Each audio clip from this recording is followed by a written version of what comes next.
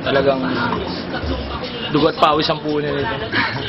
Ang video na makikita mo sa taas, ito na ang pinakamatatag sa Pinas. Sige, tuloy lang ang buga habang kami natira. Teka muna at akong mauuna. Freestyle lang tong makikinig, ang lahat ng letrang lumalabas sa bibig na dahan-dahan ko lang binibigay. Pero sandali lang muna, ikay magantay, pagkat palabas na to ilalagay namin sa YouTube. Asan na ba ang mga test tube? Asan na mga props? Ating ilabas.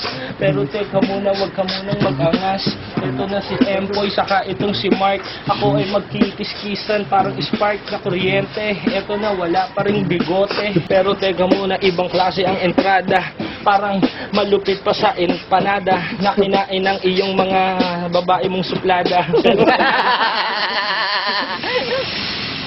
Sige. Yeah. Tumitira, utos ba yan ni Kuya upang magbalik eksena ang veteranong kontrabida?